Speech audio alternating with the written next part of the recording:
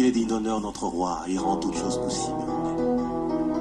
Un Dieu merveilleux, qui se sert de nos insuffisances et de nos imperfections humaines pour nous accorder la grâce de fleurir dans sa gloire et dans sa majesté. Nos vies d'échecs deviennent des vies de témoignage à cause de sa main puissante, oh Dieu. Il relève tous ceux qui sont affaiblis. Il donne encore un espoir nouveau, un élan nouveau à tous ceux qui ont arrêté de croire encore à l'avenir glorieux. Il rassemble les cœurs, il fait tout ce qu'il faut pour que notre joie soit parfaite. Voilà pourquoi il a dit, demandez afin que votre joie soit parfaite. C'est encore possible, même pour ce pays, de voir toutes choses relevées, car il est rebâti sur l'ancienne ruine. Tout est possible. C'est encore possible.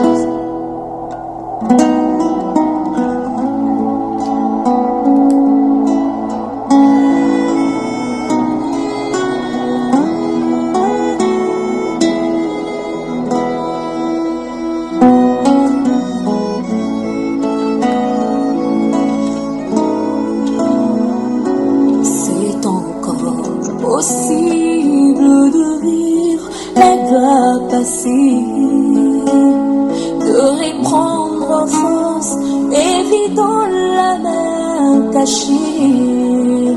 C'est possible de voir fleurir l'amour cassé et voir les blessures de nos cœurs séchés. C'est encore possible. C'est possible de retrouver la joie brisée, d'oublier la honte, les souffrances des droits lésés, vivre le plaisir d'un bonheur tant recherché et jouir des merveilles longtemps rêvées. C'est encore possible. C'est encore possible de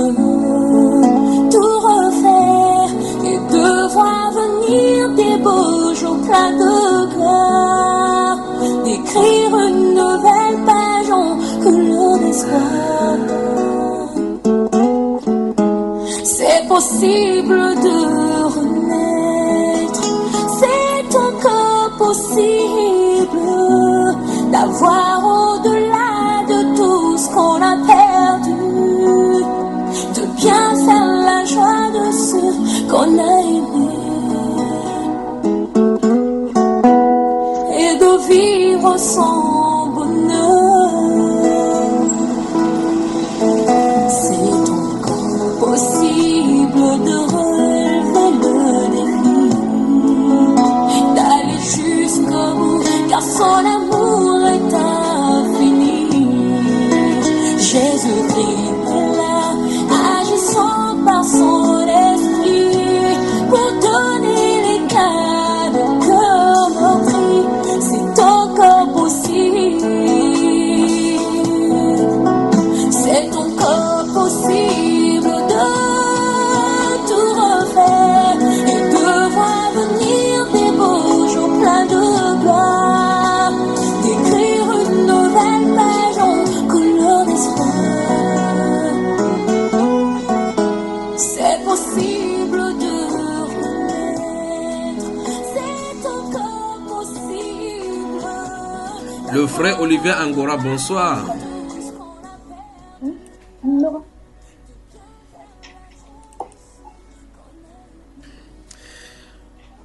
La sœur Audrey, bonsoir. Côte d'Ivoire dans la sainteté. Une nouvelle édition, bonsoir et bienvenue. Bonsoir frère. Toujours à Boaké. Ça va très bien par la grâce de Dieu, frère. Tu es toujours... Bonsoir frère Junior. Ah, bonsoir la sœur, c'est tout. Comment tu vas? Amen. Je vais bien par la grâce de Dieu. Comment va la Côte d'Ivoire? Comment va Abidjan ce soir?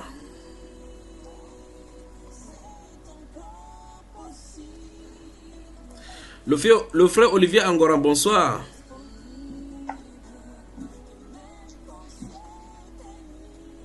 Bonsoir mon cher frère Junior. Comment tu vas mon frère? Oui, ça va très bien mon cher frère. Amen. On est content de te voir encore ce soir. Voilà.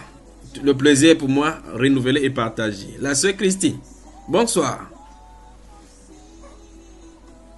Bonsoir, frère.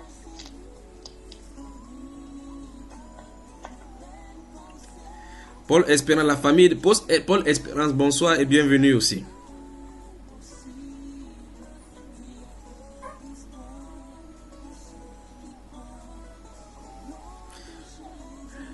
Je crois que son micro est fermé.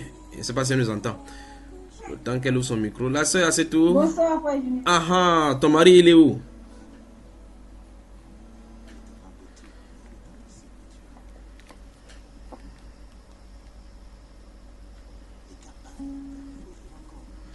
Comment vous allez ce soir? Comment la Côte d'Ivoire? Il a plu là-bas. Pourquoi vous êtes timide ce soir comme ça?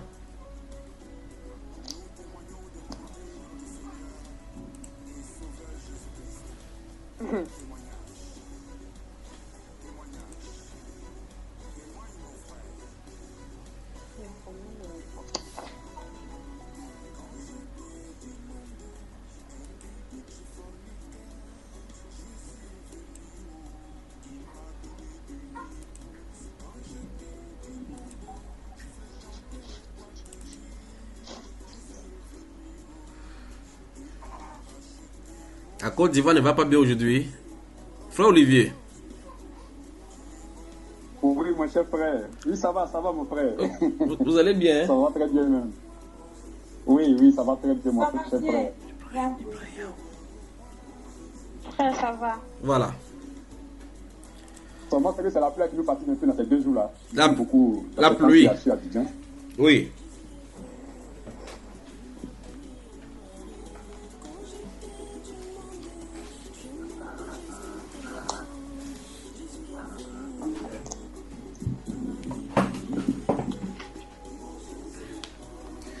Le frère Jao Jules, bonsoir et bienvenue.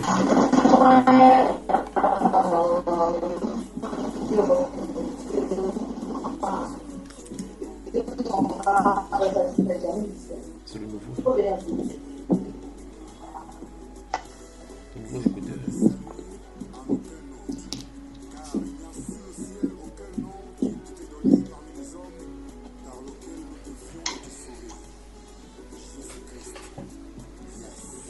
Le frère Yao Jules, bonsoir et bienvenue.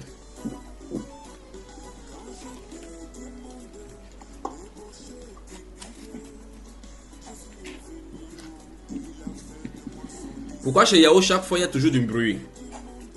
Il habite en boîte de nuit, dans le maquis.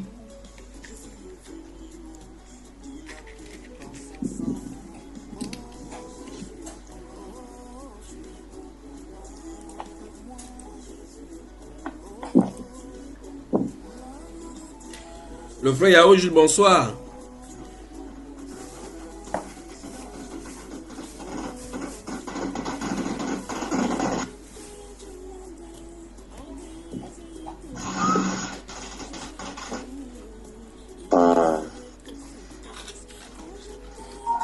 Le frère Jacques Bissan, bonsoir et bienvenue du côté de Lomé au Togo. Bonsoir, Bonsoir tout le monde. Voilà, comment va la famille? Bonsoir, frère Jacques. Ça va bien, frère. Ça va bien. Le plaisir est renouvelé encore de cette réunion. Amen. Amen. Amen.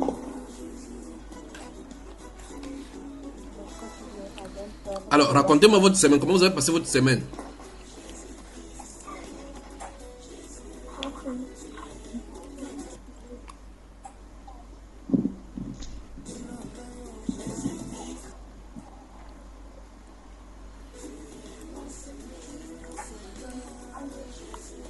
Ah, sinon, nous avons très bien passé cette semaine.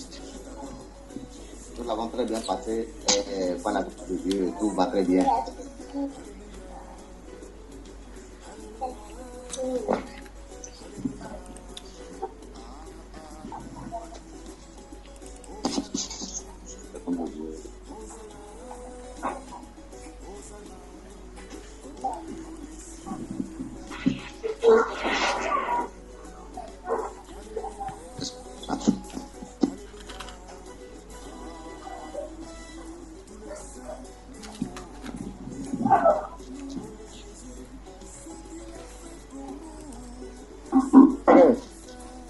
Frère Junior. Oui, frère Olivier. Bon, en fait, dans l'ensemble, tout va bien. Par la grâce de Dieu, la semaine s'est bien passée, la santé bien. Et dans le courant de la semaine, là, on a fait 2 baptêmes. Je crois que le frère Yaoudi a fait 2 baptêmes. Le baptême du papa de la sœur, c'est tout. Oui. Et il y a la femme du frère. Wow.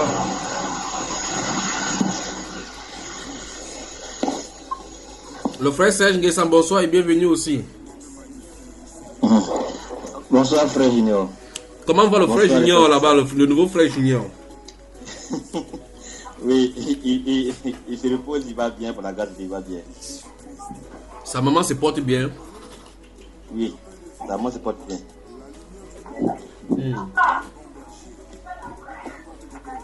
Donc, comme je le disais, frère, le second baptême, c'est le baptême de l'épouse du frère Joseph qui est en France.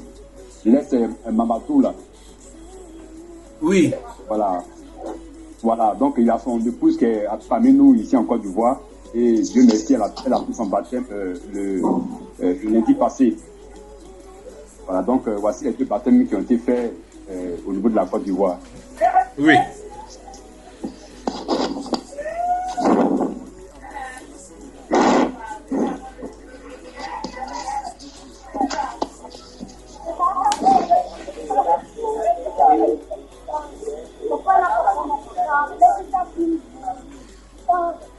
Le frère Madoché, bonsoir. Tu es dans le bruit encore. Bonsoir frère Junior. Tu es dans un carrefour ou bien tu es tu es dans Maki? Non, il n'y a pas de... Non. Il n'y a pas de bruit chez moi. Le bruit là vient chez qui alors?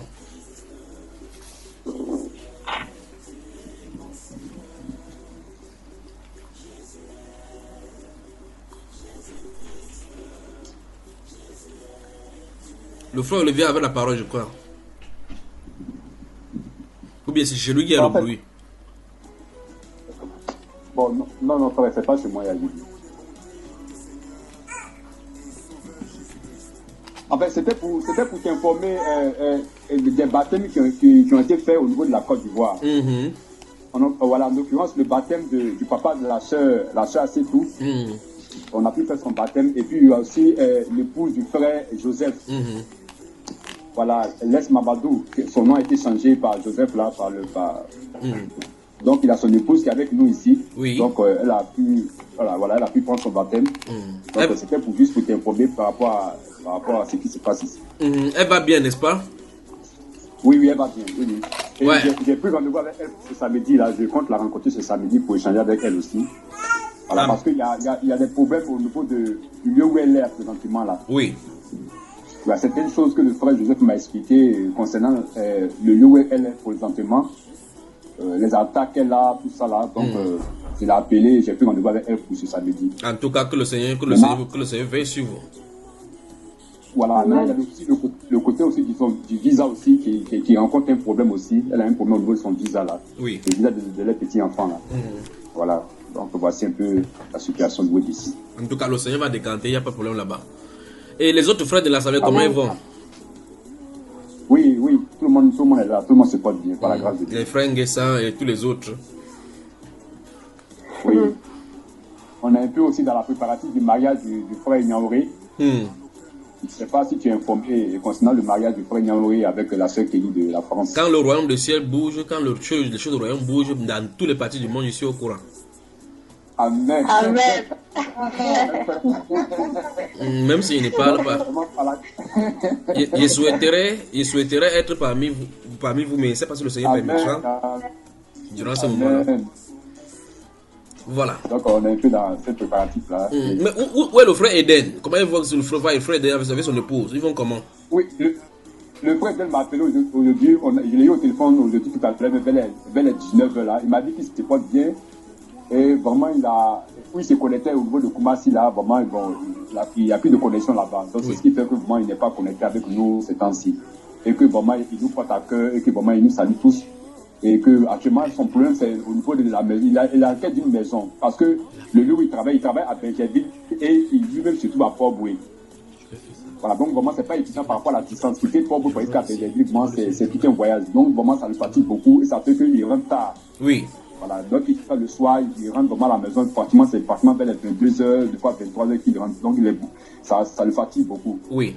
Voilà, donc vraiment actuellement il a été chercher une maison au niveau de Benjerville, mais les maisons sont extrêmement chères au niveau de Benjerville, donc il est un peu dans ce cadre-là, il est plus en quête d'une maison à moins de coût, voilà, pour pouvoir vraiment se déménager si possible, être à Benjerville, car c'est là-bas c'est pour son lieu de travail. Que le Seigneur vous bénisse vraiment, vous bénisse. Et le frère demandait, je crois que la dernière fois il était connecté mais en retard, quelque chose comme ça. En tout cas, que le Seigneur vous veille sur vous. Là, ça c'est tout. Comment tu vas ce soir? Pourquoi tu es calme comme ça?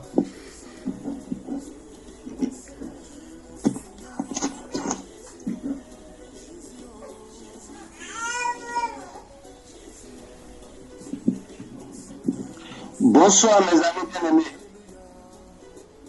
Bonsoir, frère. C'est le frère Yaoji d'Aboubou. Comment ça va chez vous? Ça va bien, frère. Ça va pour la grâce de Dieu. Et quoi? Vous voulez vous cacher quoi? Ici calé. Je vous suis de près, mes amis. Soyez bénis. Amen, amen. Amen. J'écoute tout ce qu'on dit. C'est comment je ne t'ai pas suivi, tu dis quoi? Je ne suis pas calme, j'écoute tout ce qu'on dit. Ok. Alors, y a-t-il des questions ce soir, des témoignages, des préoccupations? Je suis à votre service. Moi, j'ai une préoccupation. Oui. Oui.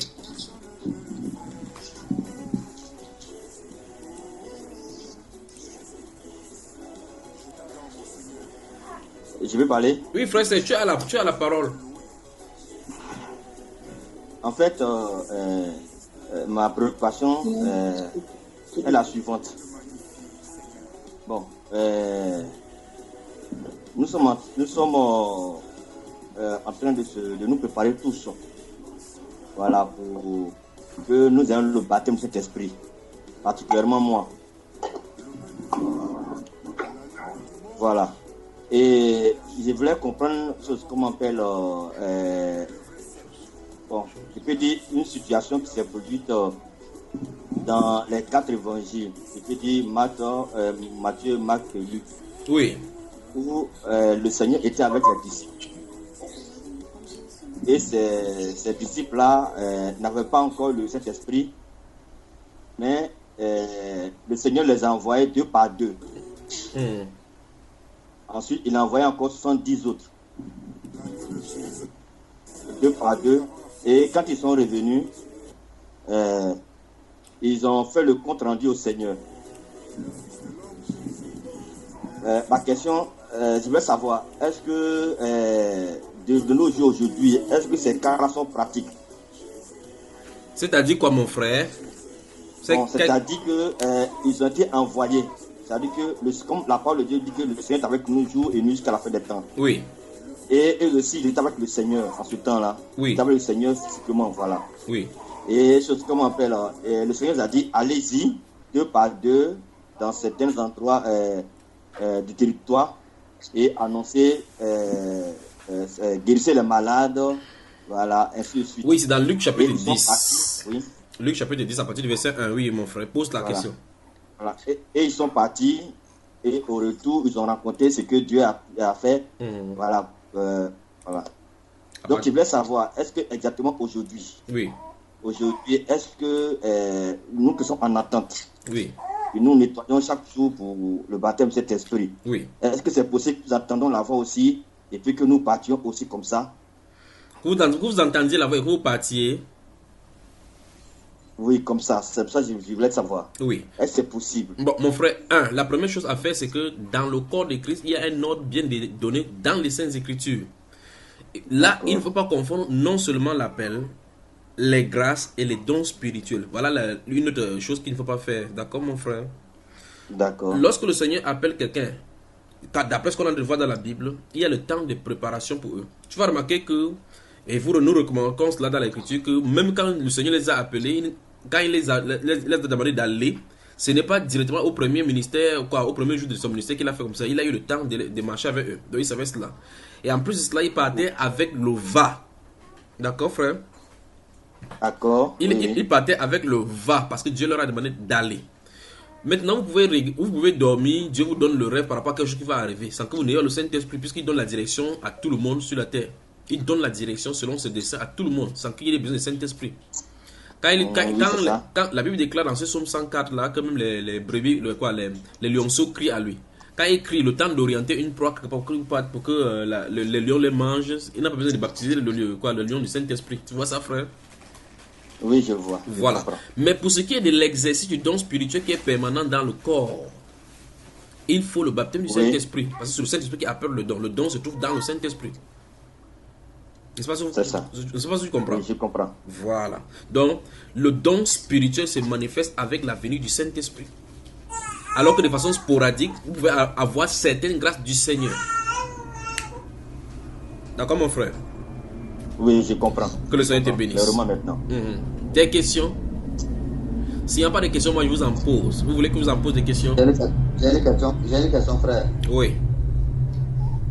Je ne vois personne à la caméra. Aujourd'hui, chacun a fermé sa caméra. Il y a la guerre froide. C'est le frère Jacques. Oui, frère Jacques, je ne vous vois pas. Chacun a décidé de fermer sa caméra, on ne voit pas. Seulement la soeur a cette caméra. Ça, on gère. On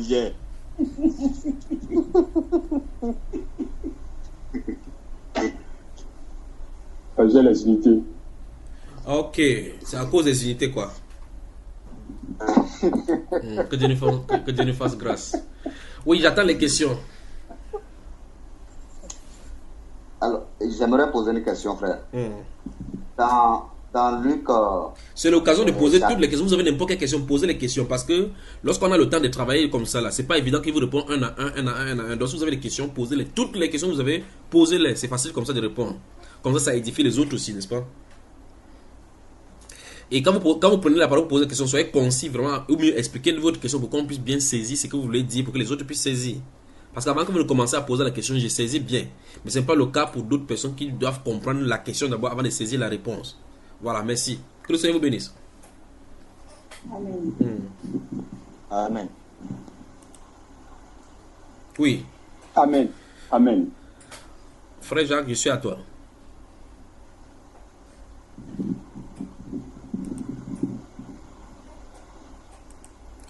C'est Frère Jacques qui voulait poser la question, non?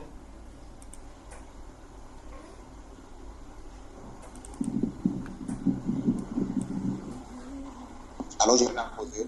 Oui, pose mon frère. D'accord. Dans Luc 24, 30 à 32, oui. C'est par rapport au chemin, c'est sur le chemin d'Emmaüs. Oui. Donc, j'aimerais dire, pendant qu'ils étaient à table avec eux, il prit le pain et après avoir rendu grâce, il le rompit et le leur donna. Oui. Alors, leurs yeux s'ouvrirent et ils le reconnurent, mais il disparut de devant eux. Oui. Et ils se dirent l'un à l'autre, notre cœur se brûlait-il, notre cœur ne brûlait-il pas au-dedans de nous lorsqu'il nous parlait en chemin et nous expliquait les Écritures. Bon, c'est le verset 32 particulièrement là qui m'a un peu fait chose. Oui. J'aimerais demander la façon dont ils se sentaient, leur cœur se brûlait à l'intérieur d'eux. Est-ce que c'est une manifestation du Saint-Esprit? Acte chapitre 2, verset 37, tu me lis ce que ça dit là. Acte chapitre 2, verset 32. Oui. C'est ce Jésus que Dieu a ressuscité. Verset 37. Nous en sommes verset 37. À 37. Et après avoir entendu ce discours, ils eurent le cœur vivement touché. Et ils dirent à Pierre et aux autres apôtres, mon frère, que ferons-nous? Dans le deuxième cas, si dans ce que tu viens de lire là, qu'est-ce qui s'est passé?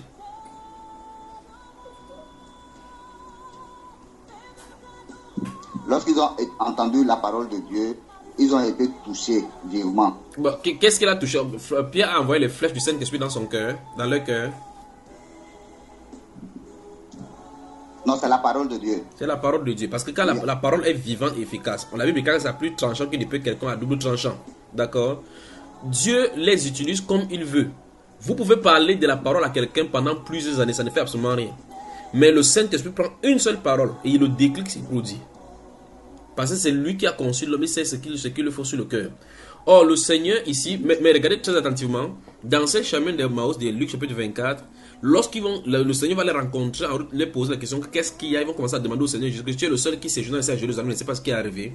Il a dit quoi? Il dit, mais ce qui est arrivé au sujet de Jésus-Christ de Nazareth, qui était un puissant prophète aux yeux au milieu du peuple et devant le Seigneur. Il dit, ils l'ont crucifié, ils l'ont fait tout ce qui était écrit de lui. Maintenant, Jésus a commencé à lui dire que, a commencé par là lui expliquer les Écritures, tout ce qui le concernait dans le livre de Moïse. Lorsqu'il conversait tranquillement, il pouvait voir un homme ordinaire. Mais lorsqu'il parlait des Écritures, leur cœur n'était pas ordinaire. Parce que quelque chose de surnaturel s'est passé avec eux. Le Seigneur dévoilait clairement. Donc ici, c'est l'éclairage du Saint-Esprit sur le cœur, ou le voile de l'obscurantisme sur lequel l'incrédulité tombe. Quand ça tombe comme ça, quand le Saint-Esprit fait cette œuvre, vous-même vous êtes devant une écriture face à face avec la Bible. Quand le Saint-Esprit vous ouvre les yeux, ou bien le cœur, vous voyez la chose autrement, vous vous réjouissez dans le cœur. Vous entendez souvent, il dit dans les enseignements que quand il lit souvent dans la maison, il peut courir dans la maison, il peut sauter, il peut sauter. Il y a des choses qui arrivent, mais il faut expérimenter. D'accord, mon frère? Amen, amen. Des questions? Amen.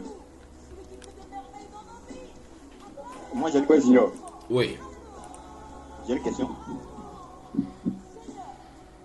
Qui parle? Je ne vous vois pas, donc c'est pour quand vous voulez parler, j'entends les mêmes voix.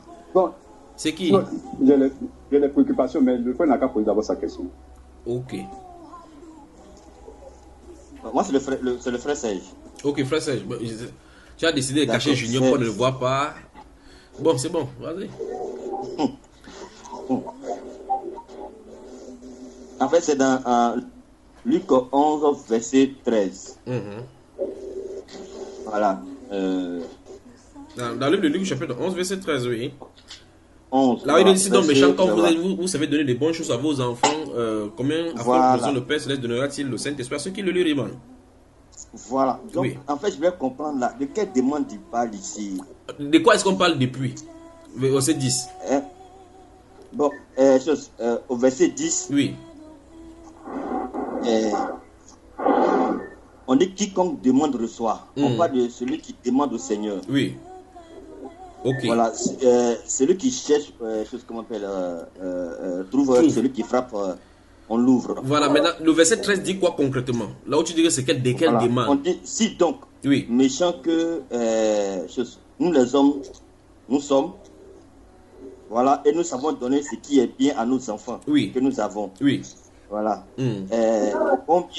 Combien le Père qui est miséricordieux va accorder son esprit, voilà, à celui qui lui demande. Mais comment tu lis comme ça et puis tu me poses la question de quelle demande on parle là-bas? On a dit quoi? En fait, vous allez comprendre. Je sais que c'est la demande. La demande de quoi? Donc, du Saint-Esprit. Voilà. Mais comment tu me poses alors la question? Quelle est la meilleure demande, la meilleure chose que tu puisses recevoir de Dieu sur la terre? C'est quoi? Comment? Quelle est la meilleure des choses que tu puisses avoir sur la terre venant de Dieu? C'est le Saint-Esprit. Voilà. D'accord, frère? C'est la meilleure des choses. De la même façon, comme on prend des choses meilleures pour donner à nos enfants, on ne peut pas donner le scorpion. Donc, le Seigneur dit clairement ici que vous ne pouvez pas demander le Saint-Esprit, vous donne le démon, l'esprit démoniaque. Exactement comme les enfants ne peuvent pas demander le poisson, on lui donne du serpent. Ou bien le scorpion, d'accord? Oui. Voilà. Chez la sœur Audrey, c'est ouvert le micro. C'est Paul et Séverin, c'est ouvert. Chez Olivier, c'est ouvert toujours. Donc, ce qui fait qu'il y a une interférence. Le son n'est pas bon. Alors, frère Serge Nguessan, tu as suivi la question, ça va? Oui, un peu légèrement. À cause de l'interférence, je n'ai pas bien compris la dernière partie. Oui. Qu'est-ce que tu as suivi? Qu'est-ce que tu as saisi déjà? Bon, comment on appelle? Ma question même, c'est que est-il possible de demander? Qu'est-ce qu'on a dit là-bas?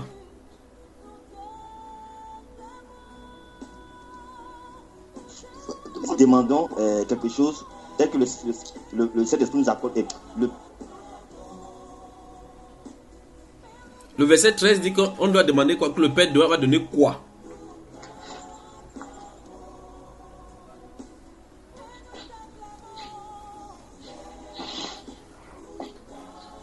Le frère Serge m'entend?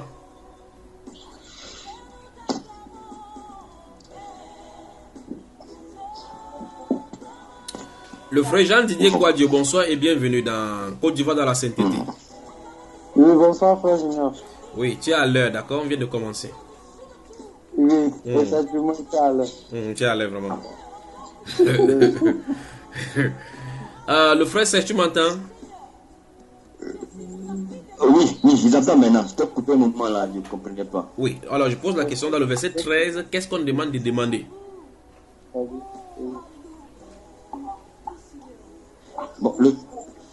allô? Oui, je crois que là, vous avez des perturbations de réseau en Côte d'Ivoire aujourd'hui, vraiment. Oui. Souvenez-vous des inondations. Oui. Donc, le frère dit Jean Didier Kouadio, ferme ton micro.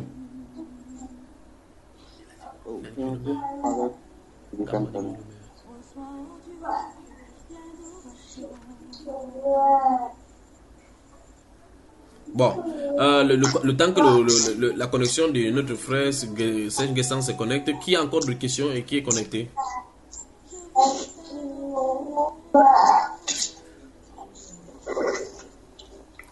Oui, frère, j'ai une question. Oui. Bon, j'ai écouté.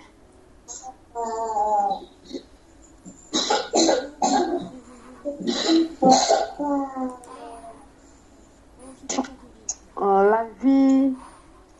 À ces rythmes-là, on ne doit pas t'écouter aujourd'hui. En 3 ans, on ne pourra pas entendre ce que tu as de dire.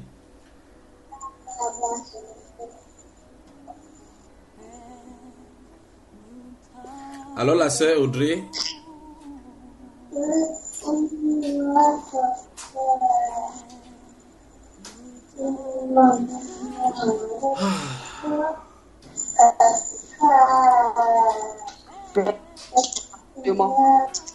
La sœur Audrey, si tu nous entends, coupe ton micro carrément. Et le frère Olivier, as-tu des questions?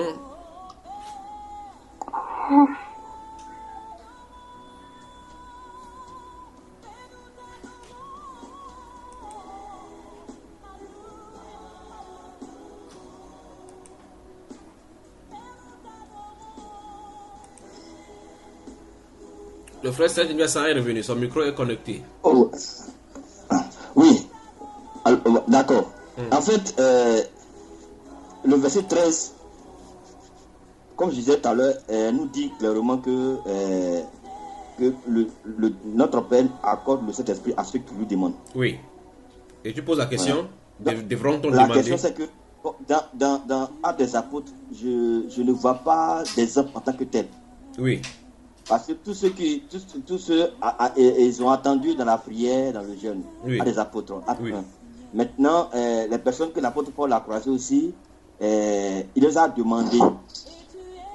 Et après, ils ont imposé les mains. Quand Pierre aussi a pris la parole, dans Acte 2 aussi également, il les a prêchés et puis, comme on peut se convertir. Je peux te poser une question, mon cher frère. Oui. Tous ceux dont-là que tu as cités, dans tous les cas de baptême que tu as cités là, avait-il lu ce que tu lis là, comme instruction? J'ai cité les cas, oui. J'ai dit que les cas que tu as cités dans Actes des Apôtres, dans tous les cas de baptême, est-ce que eux, ils avaient lu ce que tu as lu dans Luc chapitre 11, verset 13? Non. Ok. La question maintenant c'est ceci.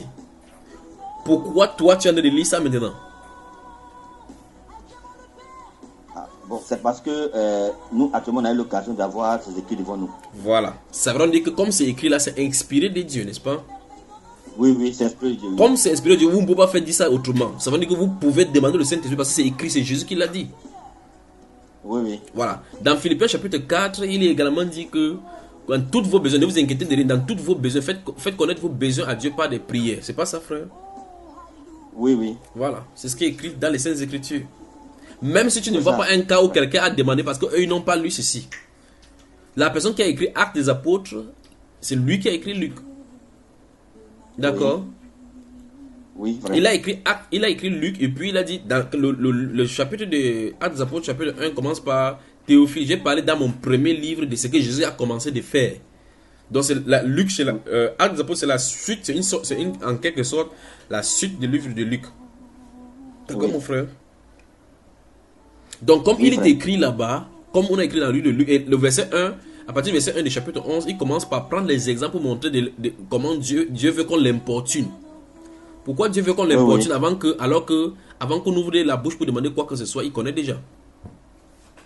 Oui, frère. Voilà, donc, quand vous avez à prier, ne laissez rien vous perturber. Même si quelqu'un vous dit que non, on n'a jamais vu quelqu'un qui a jamais demandé. C'est écrit là-bas de demander. Vous voulez demander un peu quoi à Dieu, demandez. D'accord, frère? C'est compris, frère. La sœur Marie-Josée, bonsoir et bienvenue.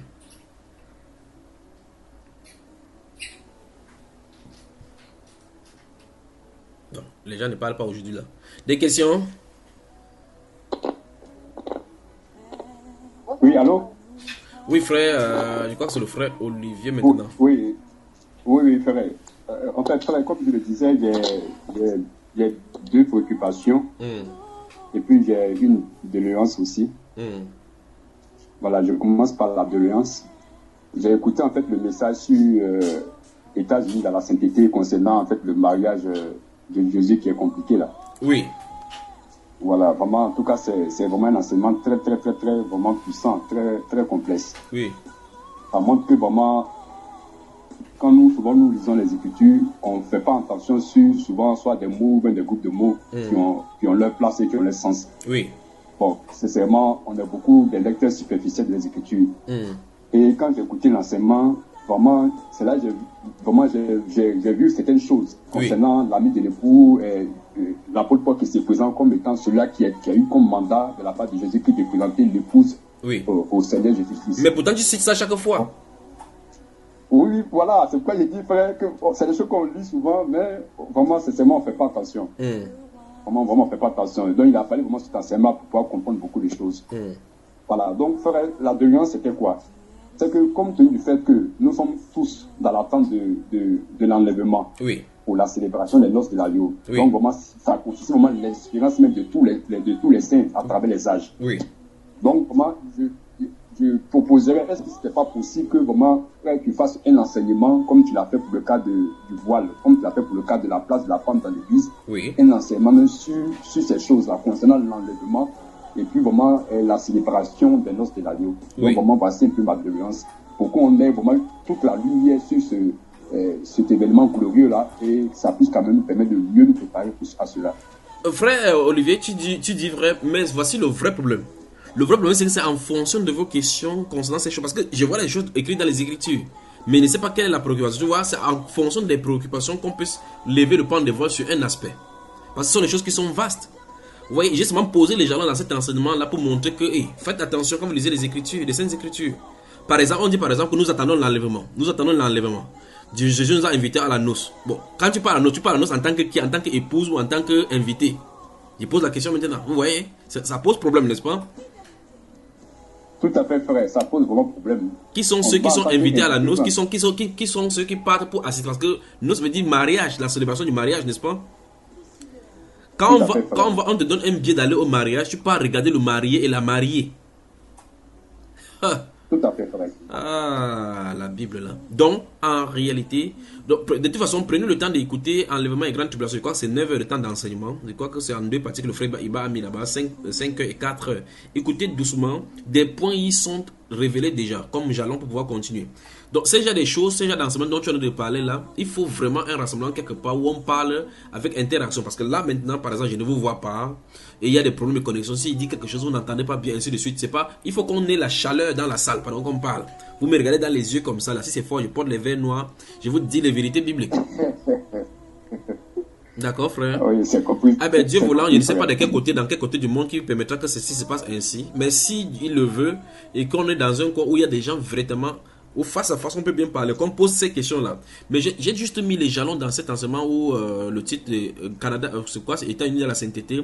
Le mariage de Jésus est compliqué là. J'ai mis les jalons là-bas pour donner l'orientation afin que les gens, chacun prenne une direction. Il va dans la Bible pour que Dieu lui montre ce qu'il en est. Et autre chose, c'est qu'il va falloir que chacun reste dans la Bible. Parce que vous remarquez regardez à l'heure où nous nous trouvons en 2018, il y a des choses concernant l'enlèvement qu'on ne connaît même pas. Et on en attend de cela. Or, il y a des choses il y a des questions qu'il faut répondre. Il faut que quelqu'un soit à même de dire, si Christ vient là maintenant, je partirai.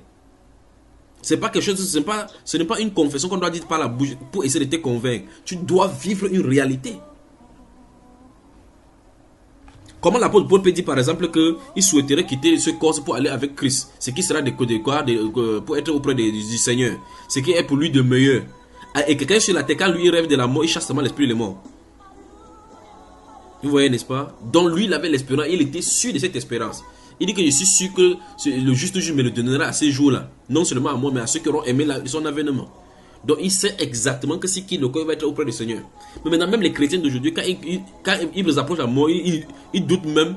Comme la dernière fois, on a vu dans votre, je crois que c'est Makoso, lorsque nous suivons Makoso, il a dit que très souvent même, il se pose la question, que ne dites pas que votre nom est écrit dans le livre de vie, il faut qu'il doute souvent même que lui-même l'ait sauvé. Vous voyez des choses comme ça. Or, la parole que nous prêchons, c'est la parole de vie. C'est la parole de l'espérance. Vous pouvez prêcher cette espérance. Si vous prêchez l'espérance, n'étant pas espérant vous-même, si vous n'avez aucun espoir d'être sauvé, vous devez être sûr de ce que vous présentez. En tout cas, sur comment vous allez présenter quelque chose que vous n'avez pas vécu. Comment vous allez présenter quelque chose que ça ne vous concerne pas. Comment? N'est-ce pas, vous faites du mal à vous-même? Donc, dans ces cas, il va falloir que vous présentez ce qui est réel. Vous savez, ces choses-là, quand vous connaissez que c'est réel, c'est pour ça qu'il entend quelqu'un dire qu'il est pasteur et que son pasteur, il est pasteur et qu'il était pasteur et qu'il a vu la vision, Dieu lui a montré telle chose, ou il allait en enfer, ou bien comme les gens me disent, après il dit que non, je quitte maintenant le ministère, il m'en va chez les musulmans et ainsi de suite. Vous voyez, de telles choses, ça m'amuse parce que ça montre clairement que dès le départ, la personne n'a jamais goûté au salut. Parce que vous goûtez au salut, vous ne pouvez pas changer. C'est pas possible que vous changez. Vous voyez cela, frère? Donc on a des problèmes. Il faut donc que l'expérience de l'évangile là, qu'on les voie et qu'on manifeste la puissance. Vous me suivez? Oui, frère. Il faut que chacun vive. Il faut que dans votre âme, que ça soit réel. Si ce n'est pas réel, tout ce que vous faites là-bas, c'est log de 1, 0. On va toujours basculer dans le doute. Donc les choses que je mets comme ce sont les jalons pour que d'autres bâtisses également dessus se construisent. Il va falloir que vous cherchiez les pistes. Ce sont des pistes de réflexion pour pousser les gens à travailler dans les Saintes Écritures. D'accord, frère? Amen, amen, amen. Voilà. Amen. Bon, permettez-moi, pendant qu'on a de parler là, permettez-moi de... Je crois que si tout le monde est là, si votre vidéo votre caméra est bonne, on peut commencer, on peut voir quelque chose là. Vous y êtes? Bon, j'étais pasteur évangélique, on appelle ça pentecôtiste, charismatique pendant 25 ans. Attendez, vous allez entendre des choses, vous allez entendre celui-ci, c'est ce qu'il disait. Et puis, ceci me vient là. Je ne sais pas si on peut trouver ceci. Si vous voyez, vous me dites, si vous ne voyez pas. Permettez-moi, je crois que quelqu'un a dû mettre quelque chose là.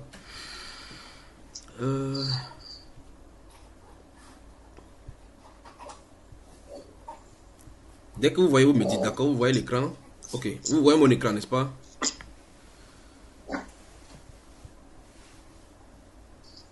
Vous voyez mon écran? Côte d'Ivoire dans la sainteté, vous m'entendez? On t'entend, frère. Oui. L'écran est fermé, frère. On t'entend, frère. Ok, vous voyez, qu'est-ce que vous voyez? Non, on voit des femmes.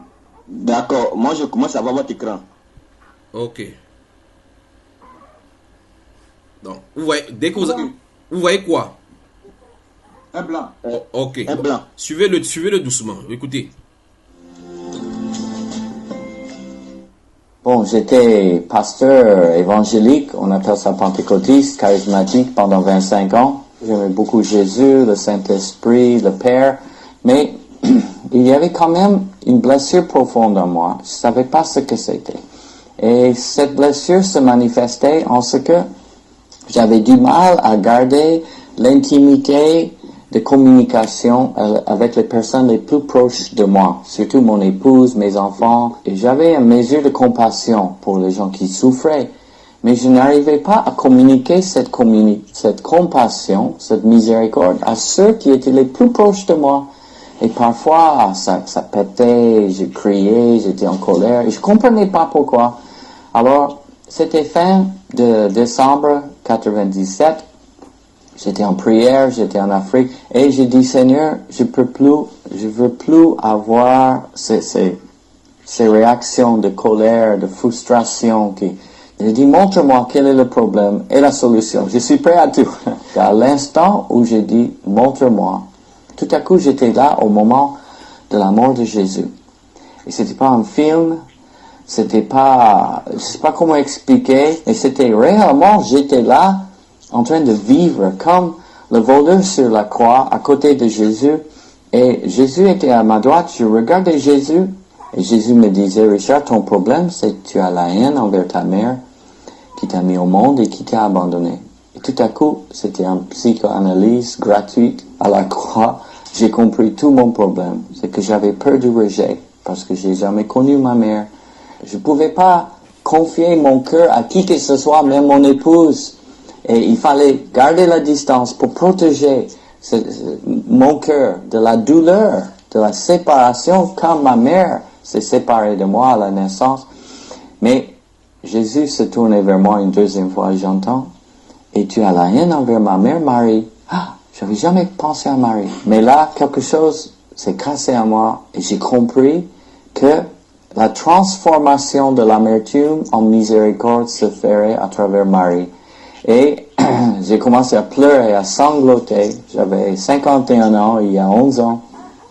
Je ressentais que pour la première fois dans ma vie, je pouvais aimer avec un amour plein de tendresse, de bonté, de douceur. De bonté douce, j'appelle ça. Et c'était extraordinaire, c'était plus qu'une guérison d'une maladie physique. C'était vraiment, je savais qu'il m'avait touché. Et j'ai entendu Jésus dire, Richard, voici ta mère. Je partage ma mère avec toi. Et moi, je comprenais rien dessus, mais je savais que Marie était la solution. J'ai dit oui à Marie. Marie a dit oui à Richard. Tout a bouleversé dans notre vie. On est tombé amoureux de Marie. On a commencé à prier comme il faut. Et puis j'ai compris que Jésus n'est pas simplement une tête, mais il a un corps. Et s'il a un corps, le cou, c'est Marie. Et puis on a commencé à entrer dans cette dimension d'amitié avec Marie qui nous a amenés à tous les saints, à Thérèse, à tout le monde dans la famille maintenant. Et puis, un an plus tard, on est devenu catholique. Alors, et quand je prie mon rosaire, je prie un rosaire complet tous les jours. J'entre dans cette relation embriquée de Jésus et Marie. Et dans ce rosaire, je trouve une profondeur de relation avec Jésus. Parce que je crois que j'aimais Jésus mal. J'aimais Jésus, mais Jésus sans Marie, c'est pas Jésus, c'est pas complète. On peut pas enlever une partie de la communion des saints et de la famille. Et je crois que c'est Marie qui fait le catalyseur pour comprendre ce que c'est que la famille de Dieu qui est l'Église. Voilà. Voilà. Donc Marie, c'est en quelque sorte le catalyseur pour qu'on saisisse ce que c'est que la famille de Dieu. Il n'y a pas de communion sans Marie. Marie est le cou, Jésus est la tête. Il n'y a pas d'adoration dans le corps sans comprendre qu'il faut passer par Marie. J'étais évangélique, j'étais ce qu'on appelle pentecôtiste. Dès que j'ai compris cela, je suis devenu catholique. Ça, c'est la parole de témoignage que vous avez suivi. Alors, réaction maintenant. Le frère Achinda, bonsoir et bienvenue.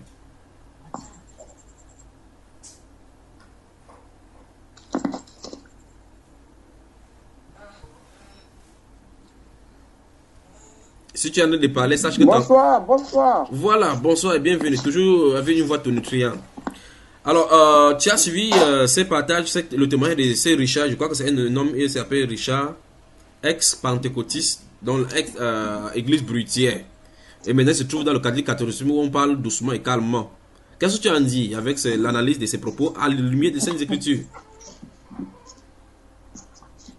Bon, moi, j'ai pris ça en cours, oui. Mais c'est la fin là que j'ai écouté. Oui. Et la fin que j'ai écoutée, je vois que franchement, le diable aussi fait des miracles, oui, donne aussi des visions. Oui. Parce que tel qu'il expliquait au début, je pensais que même c'était notre Seigneur Jésus-Christ qu'il avait vu à la croix. Oui. Mais à la suite de son discours, j'entends une histoire de Marie dedans, le rosaire dedans. Donc j'ai compris que sans doute, c'est une vision qui vient de Lucifer. C'est Oui. pas notre Seigneur Jésus-Christ. Parce que notre Seigneur Jésus-Christ ne peut pas conduire l'un de ses fils dans la société encore. Donc j'ai compris que en réalité, c'est quelqu'un qui peut-être qui cherche vraiment la vérité, mais Dieu lui a pas encore fait grâce de connaître le véritable chemin. Là, je vous pose la question, et je pose la question à toi qui as la parole, mon cher frère. Comment avait-il fait pour être pasteur ou évangélique? Et qui dit pasteur au milieu de Pentecôte, dit les gens qui sont baptisés du Saint-Esprit. D'après les interprétations que nous avons aujourd'hui, pas vrai? Oui, oui. Et je veux que vous m'expliquiez, je ne comprends pas l'église de ces siècles-ci. Dans d'autres cas, on voit certains pasteurs qui partent, qui disent qu'ils tombent amoureux de la religion musulmane. Et ils disent qu'ils étaient pasteurs. Et ils prêchaient la Bible que vous avez. Expliquez-moi.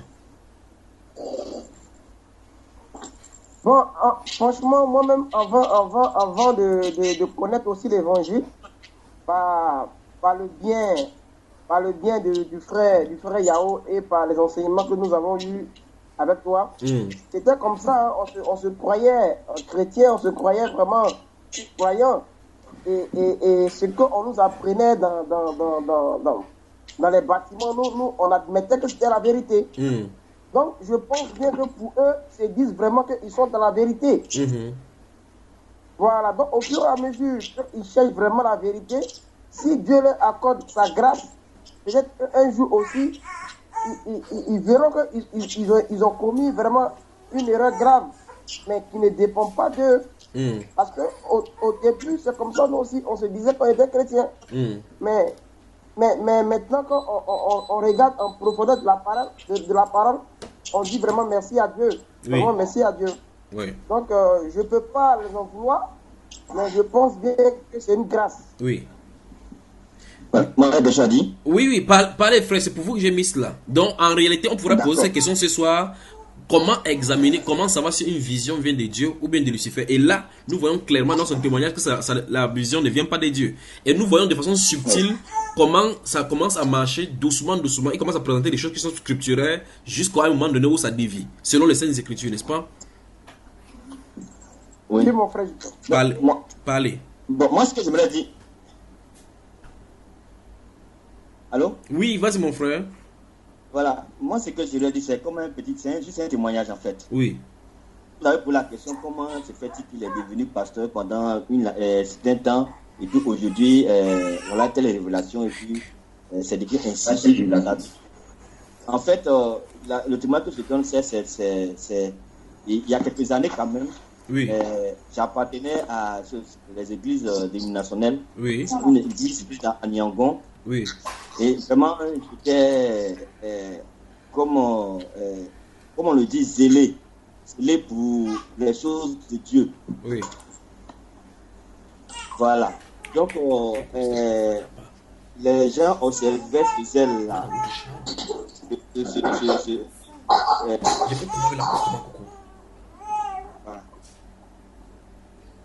Vous m'entendez? On t'entend, frère. Donc, ces ailes-là, les gens observaient. À tel point qu'un jour, ils m'ont approché. Et puis, je crois, un ancien, voilà, plus l'apôtre qui était là-bas, m'a approché. Ils m'ont dit, il va falloir que on paie des cours dans une école pastorale. Oui. Voilà. Donc, je pourrais dire simplement ici, à travers mon témoignage, par exemple, que ces hommes peuvent devenir ainsi comme ça des pasteurs. Voilà, parce que ils ont été encouragés ou bien ça a été une envie personnelle. Voilà. Sinon que à la lumière de la parole de Dieu, ils n'ont pas été appelés pour la moisson. Oui. Voilà. Donc, ils peuvent passer ces années comme ça. C'est-à-dire que si moi j'avais accepté, par exemple, ça me plaisait aussi, de devenir pasteur, aujourd'hui je ne penserais pas que je serais avec vous ici, que je serais quelque part là-bas. Oui, en train de nous combattre même. Voilà. Donc, voilà. Donc, voilà, c'est un peu ça. Oui. Voilà le problème qui est là, c'est qu'aujourd'hui, les écoles que nous voyons tout le temps ici, voilà, créent beaucoup de problèmes. Oui. Voilà. Donc maintenant, je pose la question, cet homme-ci, ce papa, ce qui parle, il dit qu'il avait 50 ans, ça fait 11 ans maintenant qu'il est dedans. Est-ce que ça... vous pensez qu'il avait le Saint-Esprit?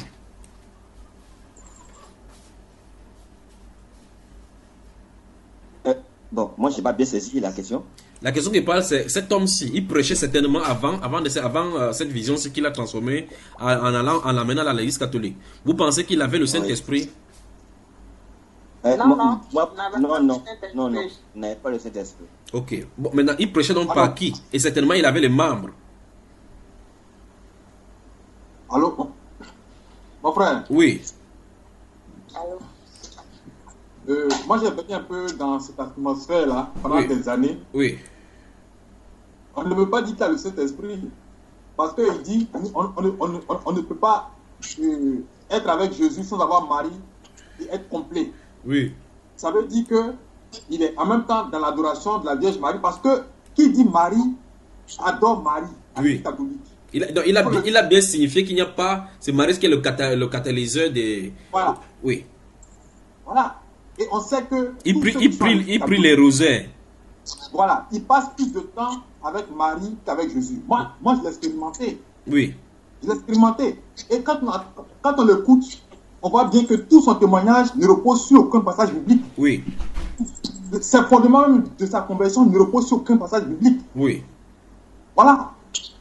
Et aujourd'hui, il pense qu'il est dans la vérité, alors qu'il ne lit même pas la Bible. Parce que quelqu'un qui lit la Bible ne peut pas vraiment s'aventurer sur ce chemin-là. Oui. Pas possible. Parce que quand on lit les livres des prophètes, oui. On voit combien de fois Dieu est l'idolâtrie, la prostitution, tout ça. Oui. Quelqu'un ne parle pas correctement attends, mon frère, la sœur José, ferme ton micro. Fermez le micro. Quand quelqu'un a de parler, d'autres ferment le micro. Fermez le micro, oui. Voilà, maintenant, vas-y mon frère. Voilà, donc, je ne pense pas qu'il ait le Saint-Esprit. C'est pas possible. L'esprit qu'il avait au départ, c'est pas le vrai Saint-Esprit. Voilà. Donc, c'est un faux esprit qui l'a conduit jusqu'à ce qu'il arrive là où il est aujourd'hui. C'est pas possible. Oui. On ne peut pas être avec le Seigneur, vivre dans la sainteté, dans la pureté et être encore dans l'idolâtrie. C'est pas possible. Oui. Mais quand on s'intéresse à son ancienne vie, la vie avant cette vision-là, il dit qu'il avait un fardeau sur le cœur, il ne parvenait pas à s'ouvrir aux gens jusqu'à ce qu'il allait prier, la vision lui est venue. Il dit que c'était réel. Et s'il ne dort pas, il ne rêve pas parce que c'était réel pour lui. Il a une vision. La question c'est, comment est-ce que ces choses peuvent se produire au milieu chrétien? Comment?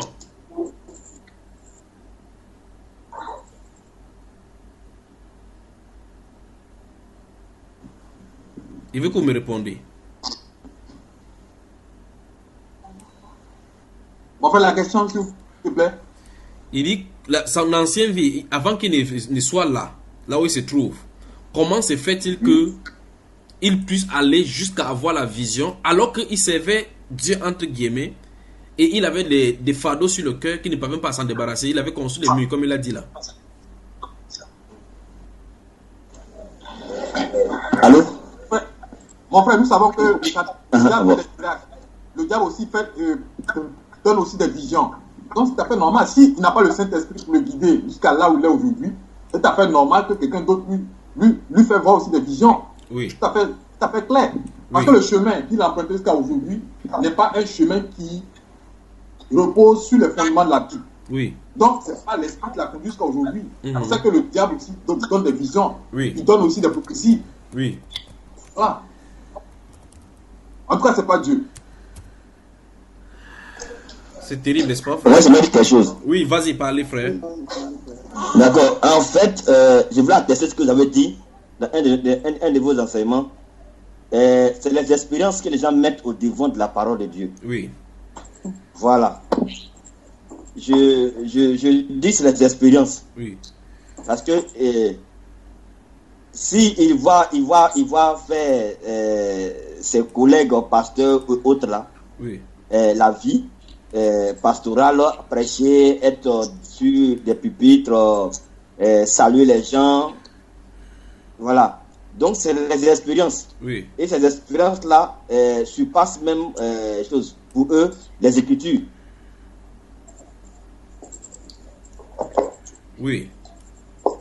Je veux que vous me... La raison pour laquelle... Oui, je vais voilà, dans vos arguments... La raison pour laquelle aujourd'hui, même ce qui pas. Oui. Bon, regardez, suivez-moi attentivement. Je veux qu'on procède ainsi. Il faut qu'on prouve par la Bible que son expérience ne vient pas de Dieu. Prouvez cela par la Bible au travers. Si vous voulez, je vais encore réjouir cela. Vous suivez attentivement et puis vous prenez des notes. D'accord, frère? Donc, finis ton développement parce qu'il faut qu'on montre clairement comment ce n'est pas biblique.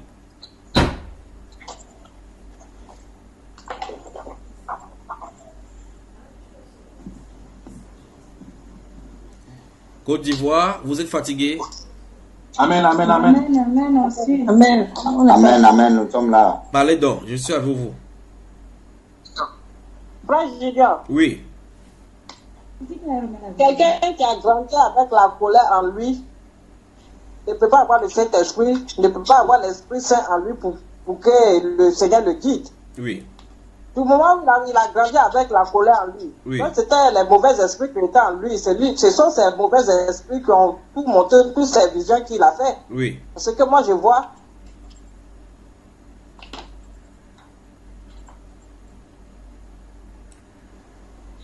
Alors la sœur parle. là c'est des dons. C'est des stages, je veux parler quoi. Oui. Parce qu'il a grandi avec la colère. Oui. Pour quelqu'un qui n'a pas, c'est par là le diable a utilisé. Mais Il devient son serviteur jusqu'à ce qu'il rentre dans l'autre branche encore pour suivre ce qu'il est devenu. Oui, mais il a l'air de repouper. Mais il pensait qu'il était au paradis.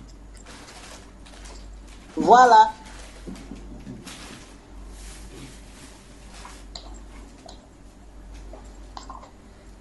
Qui parle encore? Moi, j'aimerais parler. Parlez, frère, prenez la parole. Vous êtes mou aujourd'hui. Je crois que ça va dire qu'on n'a même pas duré aussi aujourd'hui. Non, on va durer. Bon, cela m'amène à me poser une question. Comment est-il devenu pasteur? Qu'est-ce qui l'a poussé, qu'est-ce qui l'a motivé à devenir pasteur? Oui. Parce que il y a des gens, lorsqu'ils ont suivi, par exemple,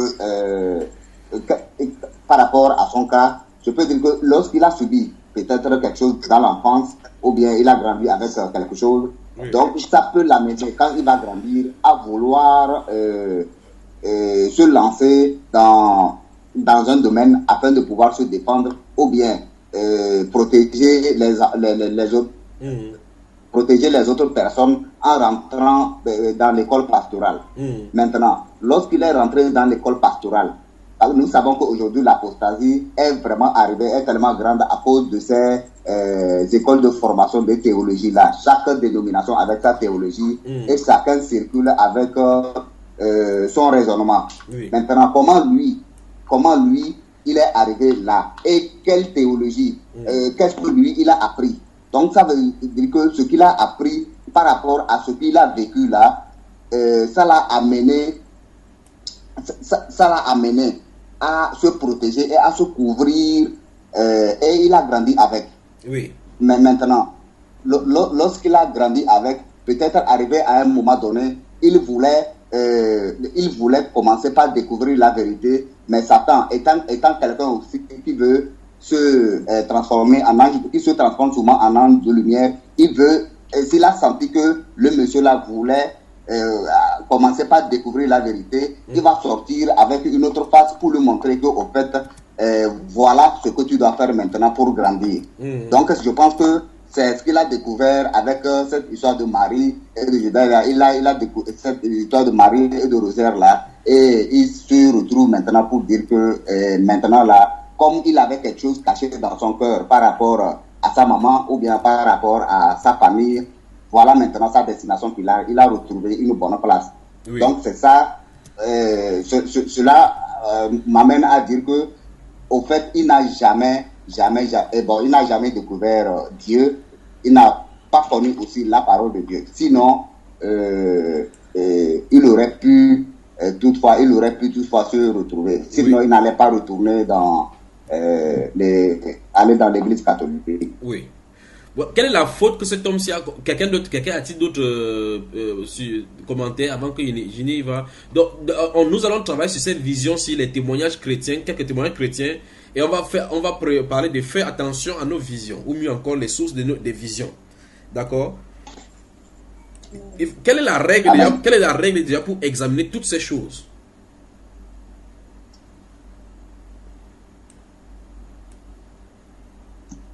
Frère Junior. Oui.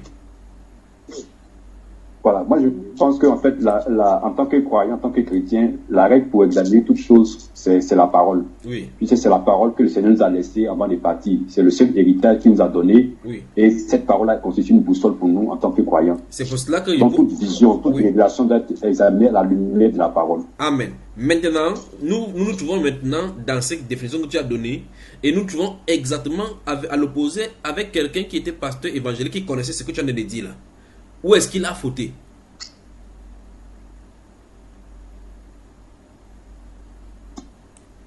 Sa faute vient du fait qu'il n'a pas examiné, il a reçu une vision. Maintenant, sa faute, c'est qu'il n'a pas examiné cette vision-là à la lumière des Écritures. Oui. S'il avait fait, il allait vraiment déceler que vraiment, cette vision qu'il avait reçue ne venait pas de Dieu, mais ça venait de son adversaire qui est le diable. Oui. Mais l'adversaire ne s'est pas présenté là-bas comme adversaire. Toi, tu dis? Il dit, que cette vision-là qui est venue, quand elle s'est présentée, elle ne s'est pas présentée comme avec l'apparence de l'ange déchu haut de là-bas. Il a pris une forme vraiment religieuse, certainement qu'on connaît. Tout à fait. Même dans la vision qu'il a fait comprendre que Jésus-Christ a dit que vraiment il a de la colère dans son cœur et que vraiment il doit aimer sa maman, tout ça là. Donc, tout ça là, c'était pour le mettre en confiance, pour qu'il croie que vraiment ce qu'il a reçu comme vision vient de Dieu. Oui. Alors qu'en réalité, ce n'est pas le cas. Oui. Puisque la Bible dit que Satan même se divise en ange de lumière. Oui. Voilà. Donc, on peut recevoir une vision, des belles paroles, des paroles même d'amour, des paroles qui nous poussent à l'exaltation, à la marche avec le Seigneur, alors que ces choses-là ne viennent pas de Dieu. Il faut qu'on analyse à profondeur pour voir est-ce que l'élément ça vient de Dieu ou pas.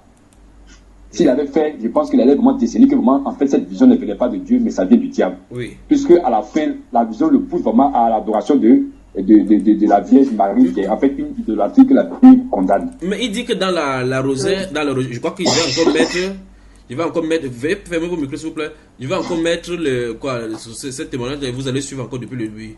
Je crois que on peut y aller. Oui, on peut y aller. Oui. Le frère avait d'autres, quelqu'un avait d'autres sujets de commenter concernant cela. Ça ne vous a pas choqué d'entendre cela et vous le voyez à un homme à 50 ans comment quelqu'un prend une direction, une tournure où vous ne maîtrisez même plus rien. Ça a dû choquer peut-être c'est le membre de sa congrégation. Peut-être il a conduit certaines centaines même à l'église catholique.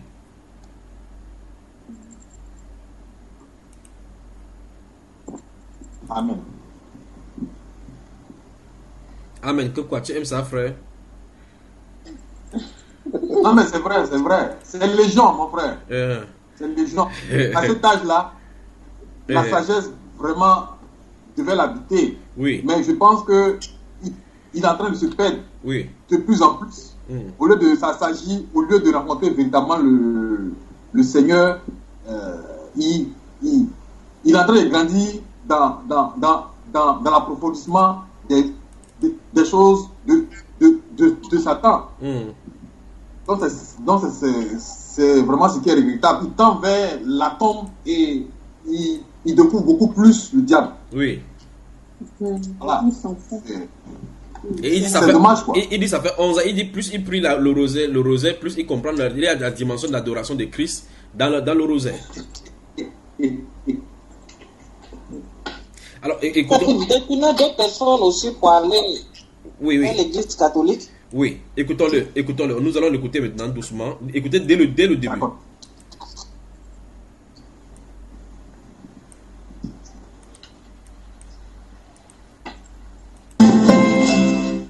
Bon, j'étais pasteur évangélique, on appelle ça pentecôtiste. Donc c'est clair que d'après son témoignage, il était pasteur évangélique. Il dit qu'on appelle ça pentecôtiste, n'est-ce pas, frère? C'est ça. Charismatique pendant 25 ans. Pendant combien d'années? 25 ans. C'est terrible. C'est terrible. Frère, si on ne se trouve pas dans une ère où chacun doit faire attention avec sa vie spirituelle, prendre les Écritures doucement, étudier soi-même, frère, vous êtes mal barré. J'aimerais que vous voyez la personne qui a de témoigner. Il est sincère là où il se trouve. Regardez son visage. Il est sincère. Il témoigne à la télévision.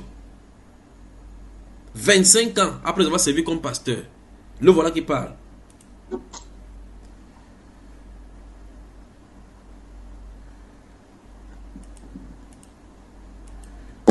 On y va.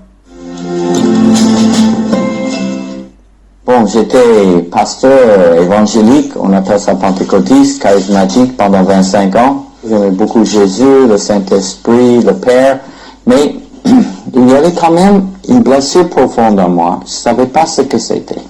Et cette blessure se manifestait en ce que j'avais du mal à garder l'intimité de communication avec les personnes les plus proches de moi, surtout mon épouse, mes enfants. Et j'avais une mesure de compassion pour les gens qui souffraient, mais je n'arrivais pas à communiquer cette compassion, cette miséricorde à ceux qui étaient les plus proches de moi. Et parfois, ça pétait, je criais, j'étais en colère, et je comprenais pas pourquoi.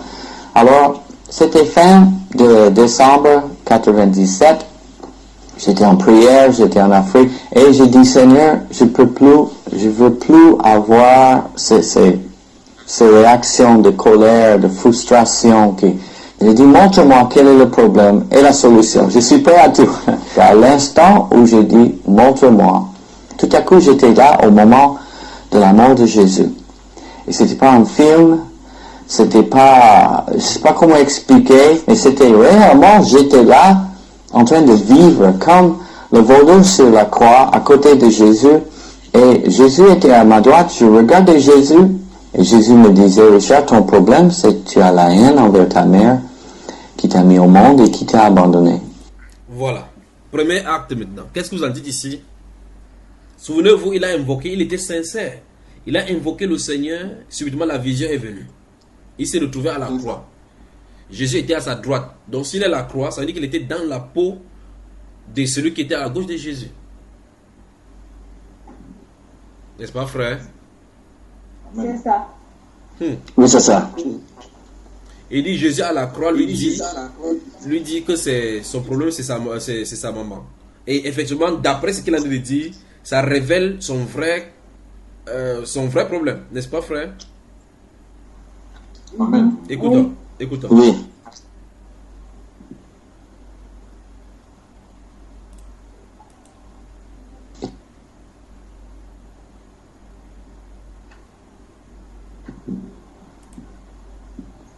Train de vivre comme le voleur sur la croix à côté de Jésus, et Jésus était à ma droite, je regardais Jésus, et Jésus me disait, Richard, ton problème, c'est que tu as la haine envers ta mère, qui t'a mis au monde et qui t'a abandonné. Et tout à coup, c'était une psychoanalyse gratuite à la croix. J'ai compris tout mon problème. C'est que j'avais peur du rejet, parce que j'ai jamais connu ma mère. Je pouvais pas confier mon cœur à qui que ce soit, même mon épouse. Et il fallait garder la distance pour protéger mon cœur de la douleur, de la séparation, quand ma mère s'est séparée de moi à la naissance. Mais Jésus se tourne vers moi une deuxième fois et j'entends, et tu as la haine envers ma mère, Marie. Ah, j'avais jamais pensé à Marie. Mais là, Avez-vous bien vu dans les Saintes Écritures, Jésus appelait Marie sa mère? Non. Comment l'appelle-t-il? Comment l'appelle-t-elle? Femme. Femme. Ok. Femme. Allons-y, ouvrez le livre de Matthieu. Regardons l'événement de la croix de Jésus, de la croix dans le livre des Jean. Rapidement. Que Dieu vous bénisse. Amen. Amen. Amen. Amen.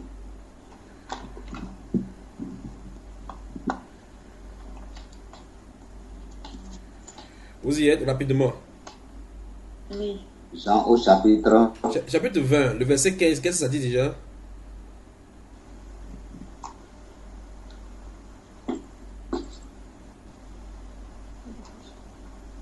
Jean chapitre 20, verset 15. Oui. Jésus lui dit, femme, pourquoi plais-tu? Que cherches-tu? Elle pensait que c'était le jardinier. Oui. Il a appelé celle-là comment? Femme. Voilà. Chapitre 19, allons-y au verset 25 et suivant.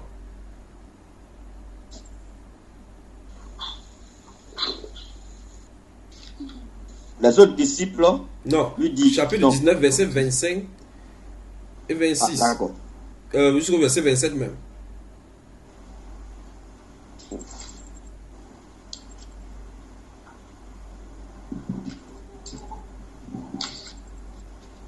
Chapitre 19, rapidement. Vous êtes vraiment fatigué aujourd'hui. Chapitre 25. Près de la croix de Jésus. Oui.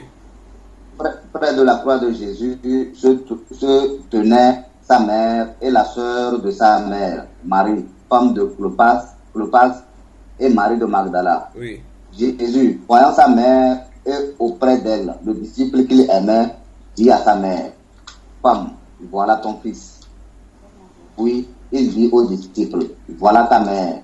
Et dès ce moment, le disciple l'a pris chez lui. Vous avez vu à la croix comment il appelle sa maman, n'est-ce pas? Oui. Amen. Oui. Écoutez maintenant celui-ci, écoutez. Mais Jésus se tourne vers moi une deuxième fois, j'entends. Et tu as la haine envers ma mère, Marie. Ah, j'avais jamais pensé à Marie. Mais là, quelque chose s'est cassé en moi et j'ai compris que la transformation de l'amertume en miséricorde se fait à travers Marie. Et vous avez entendu? Oui, frère. Oui. Maintenant, la prochaine séance, je veux que vous me cherchiez le pourquoi, d'après les Écritures, le Seigneur Jésus n'appelle pas sa mère mère, mais l'appelle femme, pour l'amener dans le naturel. D'accord? C'est noté. Voilà. Écoutez, donc celui-ci, il dit qu'il comprend que la transformation de la miséricorde, c'est pas Marie. Écoutez-le. j'ai commencé à pleurer, à sangloter. J'avais 51 ans, il y a 11 ans. Je ressentais que pour la première fois de ma vie, je pouvais aimer avec un amour plein de tendresse, de bonté, de douceur, de bonté douce, j'appelle ça. Et c'était extraordinaire, c'était plus qu'une guérison d'une maladie physique. C'était vraiment, je savais qu'il m'avait touché et j'ai entendu Jésus dire, Richard, voici ta mère. Je partage ma mère avec toi. Et moi, je comprenais rien dessus, mais je savais que Marie était la solution. J'ai dit oui à Marie, Marie a dit oui à Richard. Tout a bouleversé dans notre vie. On est tombé amoureux de Marie, on a commencé à prier comme il faut, et puis j'ai compris que Jésus n'est pas simplement une tête, mais il a un corps, et s'il a un corps, le cou c'est Marie, et puis on a commencé à entrer dans cette dimension d'amitié avec Marie qui nous a amenés à tous les saints, à Thérèse, à tout. Commentaire. Vous voyez, c'est terrible, n'est-ce pas, le milieu chrétien.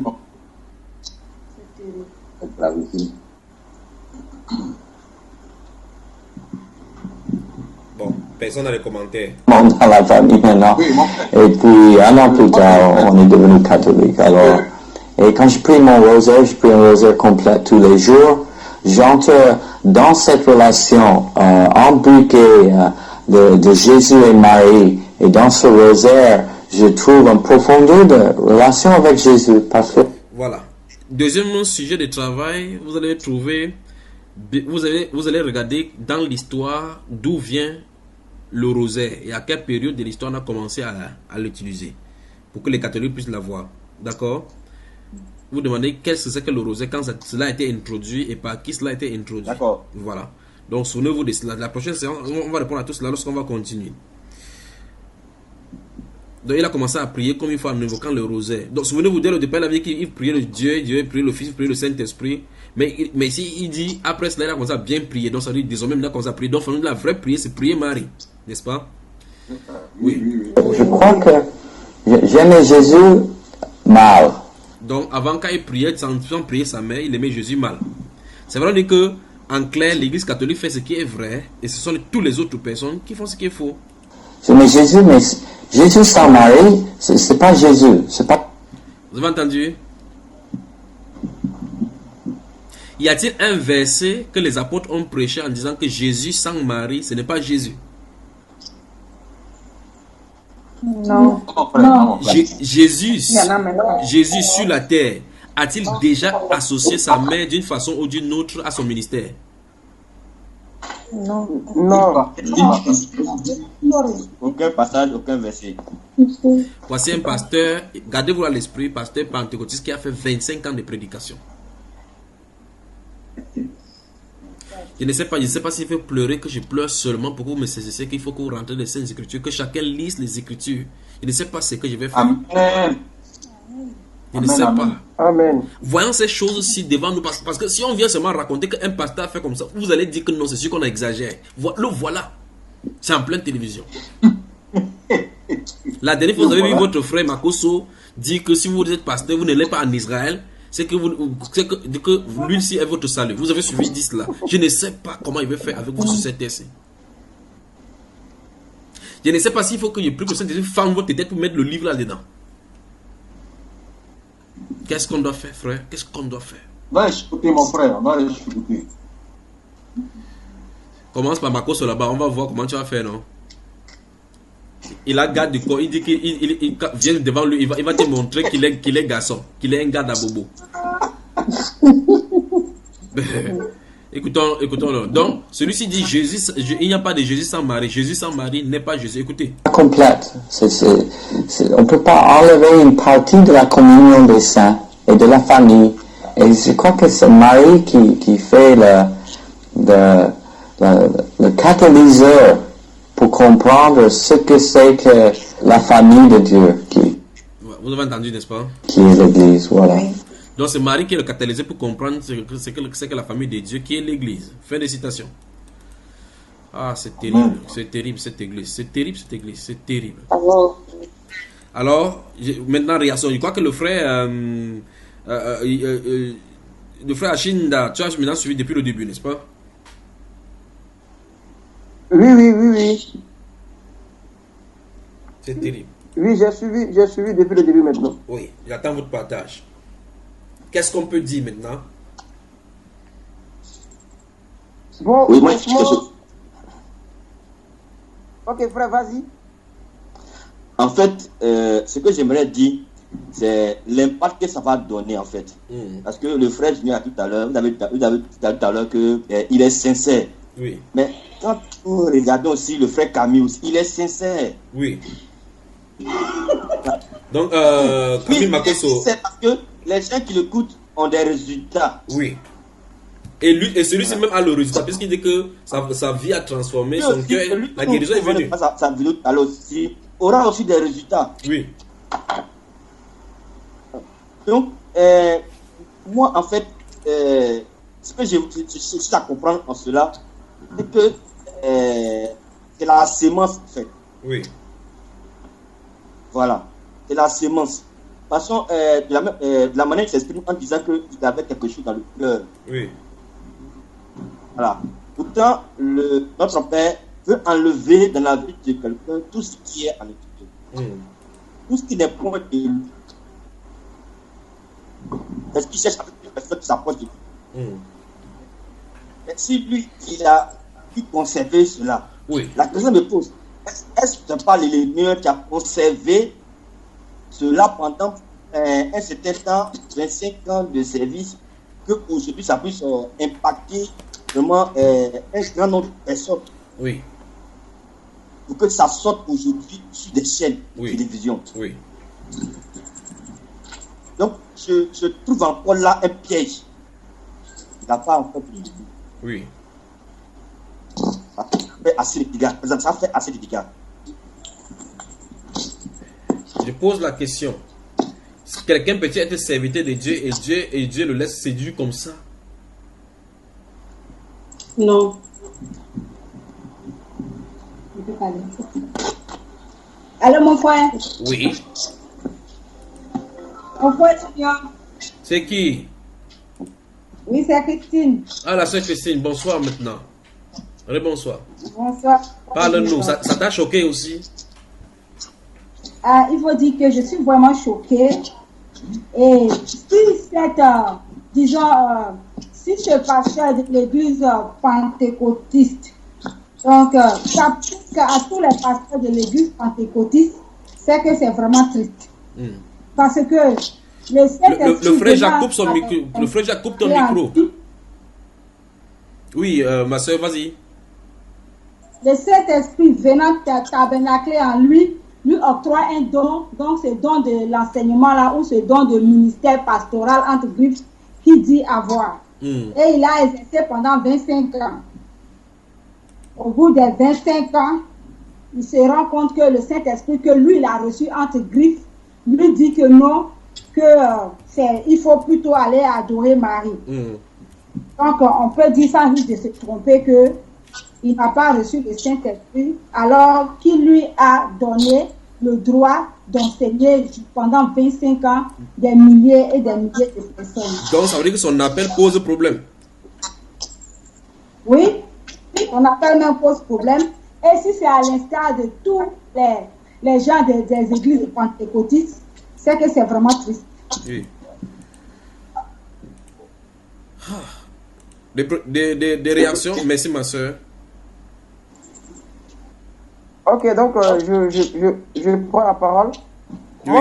Moi, ce que je n'arrive pas à comprendre, c'est que les pentecôtistes dénigrent toujours, mais critiquent toujours la doctrine catholique. Oui.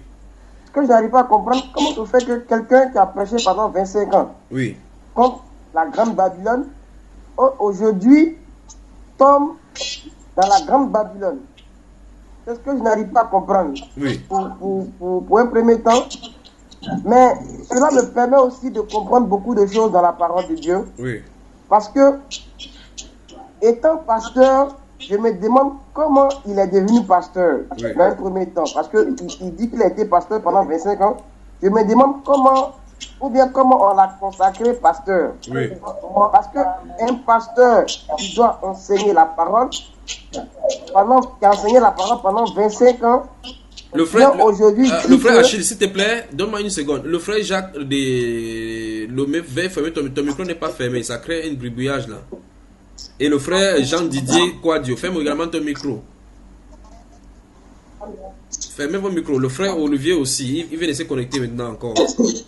Fermez les micros. Vous voyez, ça dérange là. Le frère Jean Didier Quadio, je ne sais pas si tu m'entends, dernier, fermez vos micros. Voilà. Frère vous n'avez pas encore fermé, je ne sais pas si vous m'entendez. Le frère Jacques Delomé, daigne fermer ton micro. Oui, le frère Olivier également. Vas-y mon frère Achille. Donc comme je disais, moi par contre, j'ai fréquenté un peu le milieu pentecôtiste. Oui. Je sais qu'il prêche contre la doctrine du baptême des morts. Oui. Parce qu'à l'église catholique, quand quelqu'un quitte ce monde-là, souvent on les baptise. Oui. Il critique ça. Oui. Même la prière avec le rosaire. Oui. Il critique ça. Donc, ça m'étonne que lui, franchement, normalement, au lieu de progresser, peut-être vers les baptistes qui prêchent un peu la vérité, ou bien les branhamistes, mais c'est plutôt, il retombe, il recule. Oui. Moi, je vois qu'il recule. Il n'a pas avancé, mais plutôt reculé. Oui. Mais en même temps, ça nous fait comprendre que le diable aussi peut donner des visions. Oui. C'est ce que nous devons retenir dans ce témoignage-là. Oui. Que le diable peut présenter des figures et à nous maintenant d'être toujours plongés dans la parole pour reconnaître que ce songe ou bien tel rêve vient de Dieu ou bien ne vient pas de Dieu. C'est ce que nous devons retenir dans ce témoignage-là. Oui. C'est ce que moi j'avais à dire. Amen. Amen. Amen. Amen. Quelqu'un peut-il ouvrir Matthieu chapitre 7? Allô? Oui. Qui parle? Oui, je voulais ajouter. Voilà. Je ne sais pas si vous me suivez. Qui parle? Oui, c'est le frère Yaoju. Oui, ta connexion n'est pas bonne du tout. Je crois que... Essaye de voir, vas-y, mon frère. Voilà. En tout cas, moi, ce que je constate, c'est que, comme le frère a tout à l'heure bien souligné, ces choses-là, on peut comprendre quand on s'incline dans la parole. Parce que si on comprend, si le Seigneur ne nous révèle pas ces choses-là, il est difficile de comprendre. Oui. D'accord. Je prends un exemple comme ça, dans mon ancien coin où j'étais là-bas, comme ça, regardez comme ça. Oui. Là-bas, comme ça, dans 2 jours, je faisais certaines publications sur les réseaux sociaux et mes amis de la... On me fait des reproches, on me dit, mais toi-même, tu vois, pas de Jésus là, depuis quand tu as fait alliance avec Jésus. Oui. Suivez bien mon regard. Et là-bas, un de notre passage vraiment très favori. Oui. Le Matthieu chapitre 26. Oui. Matthieu chapitre 26, le 26, vraiment, alors, tout baptême, il y a 3 choses qui sont citées. Il va falloir d'abord que nous mangeons d'abord le corps de Jésus. Et ensuite encore, nous buvons le sang de Jésus. Ça, en faisant les baptêmes, c'est pas parce qu'on me demande, mais depuis quand tu ne dis pas Jésus, on ne connaît pas. Ce sont mes amis, pas. Mais à ce moment, vous ne comprenez pas le sens des versets. C'est facile pour que quand tu comprends, quand le Seigneur te révèle ces choses-là, il est très facile pour toi de comprendre comment c'est comme ça. Et ma soeur bien-aimée m'a envoyé un message, me dit que, mais ça, le Seigneur très bien que, pour que nous puissions vraiment citer l'alliance avec Jésus-Christ. Donc, il a dit comme ça dans Matthieu, verset là, le verset 26 à 27 à 18. Et tu vois, il dit, qu'est-ce qu'il dit ici? Le frère Yao, parle sans bouger, ne bouge pas ton micro. Pendant qu'il mangeait, vous me suivez? Oui, parle sans bouger son micro pour qu'il n'y ait pas de bruit là. Vous me suivez? D'accord. Si vous m'attendez, pendant qu'il... d'accord, donc, excusez-moi. Voilà. Il dit pendant, voilà le verset qui m'a dit, parce que tout ce que ces personnes ont fait, il y a toujours des points derrière. Oui. Il ne fait rien au hasard. Mais si tu n'as pas la connaissance de... Voilà, il y a un problème. Parce qu'on est avec eux là-bas. Bon, il soutenait sur la terre, même on va en mission. Pour aller prêcher, pour aller vraiment chercher là, pour convaincre les gens. Quand la sœur a question, me poser la question. Voilà. Il me dit, mais toi, tu parles beaucoup de Jésus sur les réseaux sociaux là. Depuis quand tu as fait, comment tu as fait l'alliance avec Jésus-Christ? Mais l'alliance avec Jésus, c'est Jésus qui a fait l'alliance avec moi. Moi, je n'ai pas fait l'alliance avec Jésus-Christ. C'est lui qui a fait l'alliance avec Jésus, il a fait franchement, et c'est fini. On m'a dit non, c'est pas normal. Et regardez ici. Oh, je n'ai pas encore oublié vraiment qu'on faisait là-bas. Il savait très bien dans leur pensée. Et il prenait le même Matthieu chapitre 26, le verset 26 à 27 à 28. Il dit comme ça, pendant qu'il mangeait, Jésus du pain, et après avoir rendu grâce, il est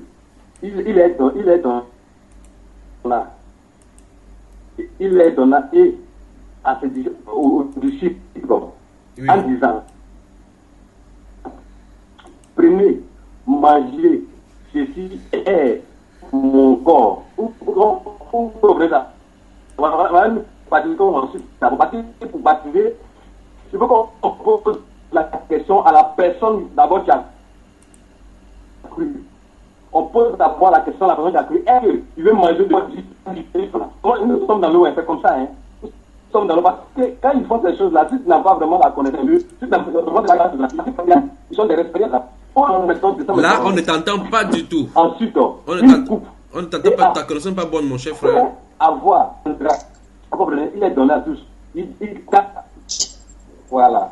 Car ceci est... Voilà, il dit car ceci est mon sang. Le sang de l'alliance. Vous comprenez bien? Le sang, donc, voilà ça qu'elle a.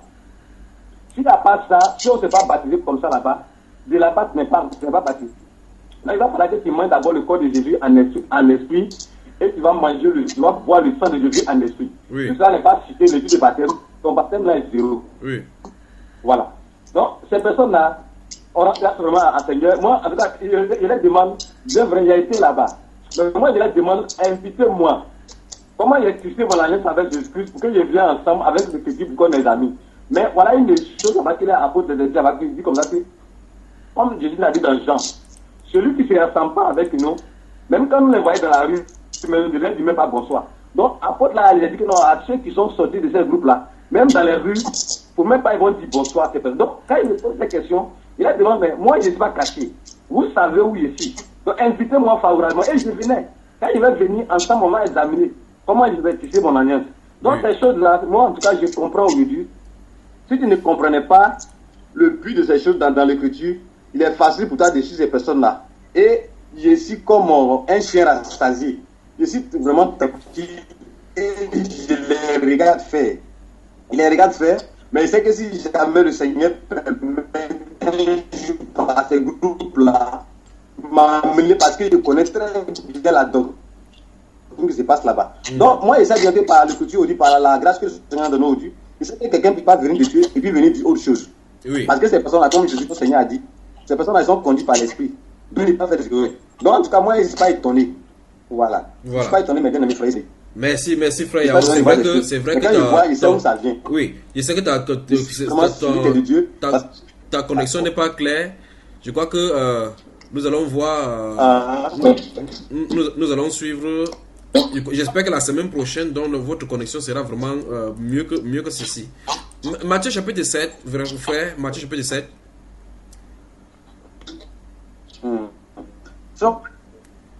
Qui peut lire donc, frère Jordan, peut fermer ton ferme s'il te plaît. Allô? Oui. Vous y êtes?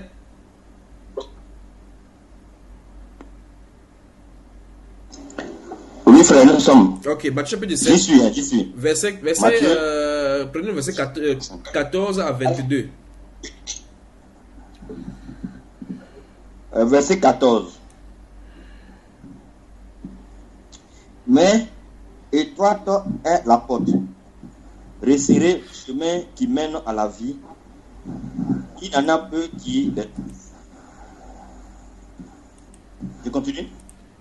14 jusqu'à 22. Ok. 15. Gardez-vous des faux prophètes. Ils viennent à vous en vêtements de brebis, mais étant ce sont des loups ravisseurs. Vous les reconnaîtrez à leurs fruits. Cueille-t-on des raisins sur des épis ou des figues sur des chardons?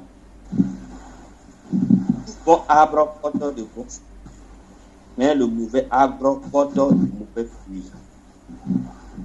Un bon arbre ne peut porter de mauvais fruits, ni un mauvais arbre porter de bons fruits. Tout arbre qui ne porte pas de bons fruits est coupé et jeté au feu. C'est donc à leurs fruits que vous les reconnaîtrez. Ceux qui me disent Seigneur, Seigneur, n'entreront pas tous le royaume des cieux, mais celui seul qui fait la volonté de mon Père qui est dans les cieux. Plusieurs me diront en ce jour-là, Seigneur, Seigneur, n'avons-nous pas prophétisé par ton nom? N'avons-nous pas chassé des démons par ton nom? Et n'avons-nous pas fait beaucoup de miracles par ton nom? Alors je leur dirai ouvertement, je ne vous ai jamais connu. Retirez-vous de moi, vous qui commettez l'iniquité. C'est pourquoi quiconque entend ces paroles que je dis et les met en pratique sera semblable à un homme prudent qui a bâti sa maison sur le roc. La pluie est tombée, les torrents sont venus, les vents ont soufflé et se sont jetés contre cette maison. Elle n'est point tombée parce qu'elle était fondée sur l'eau. Amen. Amen. Amen. À Côte d'Ivoire dans la sainteté, bonne soirée et à la semaine prochaine, s'il plaît à Dieu, pour la deuxième partie de contrôler nos songes, si ça vient de Satan ou pas. D'accord, frère? Amen. Amen. Bonne soirée. Amen.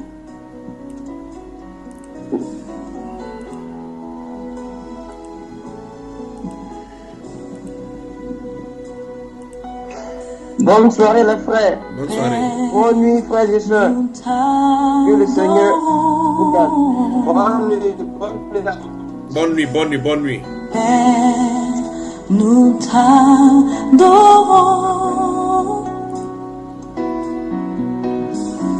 Père, nous t'adorons.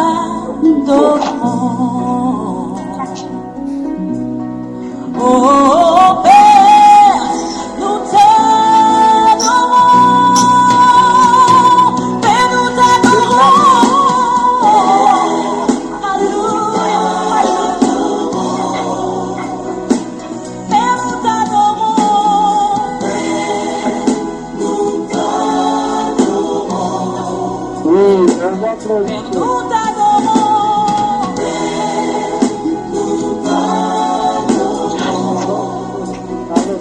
Père, nous t'adorons. Père, nous t'adorons.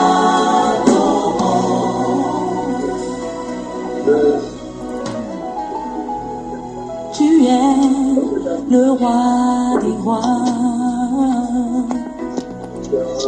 Oh, tu es le Seigneur des seigneurs. Et tu es digne d'être acclamé. Oh,